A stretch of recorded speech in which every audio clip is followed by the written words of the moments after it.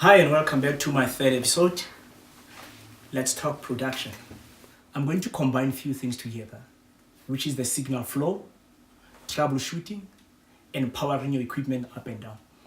And you'll ask yourself, why do I have to combine these three things?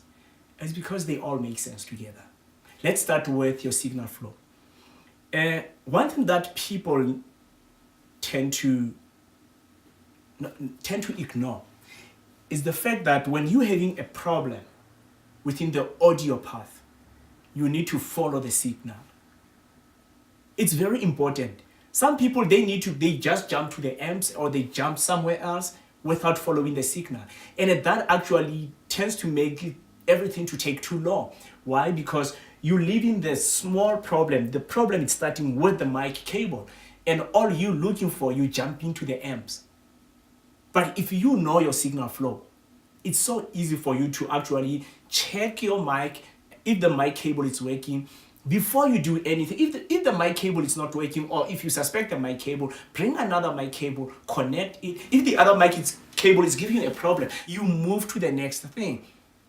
And as you move to the next thing, I'll simply say to you, come to your mixer, check if you're receiving a signal. If you're not receiving a signal at the mixer, what's wrong?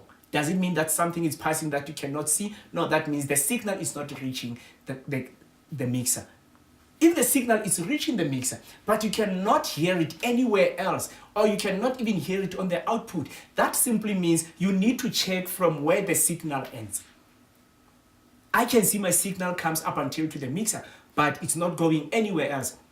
You need to follow path from there. Check from the mixer, going further. Or I'm sending my signal somewhere, maybe to outboard units. Go check those outboard units. Because sometimes those outboard units might be muted or might be not powered. But you've been just checking things that's wrong. So it's very important for you to check your signal flow when you're having problems. No problems can be sorted out without following the signal flow.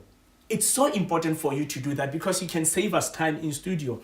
We don't really have much time to come and wait for you and check this and check that. But as the engineer at that moment, know that signal flow. If there's any problem, troubleshooting, I follow my signal flow from the beginning to the end. The next thing that it's very, very important, and most engineers or producers who runs the studio tend to ignore, is how you switch, how you power up and down your equipment. Normally, this is the first lesson that I do every year when I have new students in studio.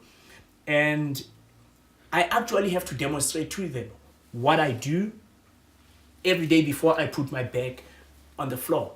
I walk in here, and the first thing I will switch my computer on, and then I'll switch the mixer on, and then the last thing that I'll switch on will be my speakers. And when I go home, I'll start with my speakers, and then go to my mixer, and then switch my computer off. Now, why will I do that? It's a routine that I've been doing for the last maybe 10 years. Why am I doing that? It's because I'm thinking of the lifespan of the equipment. When you're switching equipment on, you also need to think of the signal flow. Because if you have to start with the mixer, if you have to start with the speakers and then go to switch the mixer on, what's going to happen? The signal from the mixer goes to the speakers, and you don't want that. You need to reverse everything, whereby you start with the mixer and then go to the speaker. And then when you're switching off, you start with the speaker and then go to the mixer, because there will be no power surge actually going out. So you're cutting the path. You're cutting the power path, leaving the mixer to the speakers. And when you start with the speakers cannot reverse the power from the output of the speaker back into the mixer. So those are the things. And when you're doing that, your equipment will last. I've been using the very same equipment in studio for almost 15 years. Yes, mistakes and problems will come across. But hey, it's electronical problems. It's not my fault. But it's important for me to follow that routine every morning, every day in the afternoon. Do the very same routine. It doesn't matter how I'm late or I'm early, I do the very same routine. And for everyone, if you run in the studio, if you try this method, your equipment will last. That's how my third episode end. Let's meet on the fourth one. Bye for now.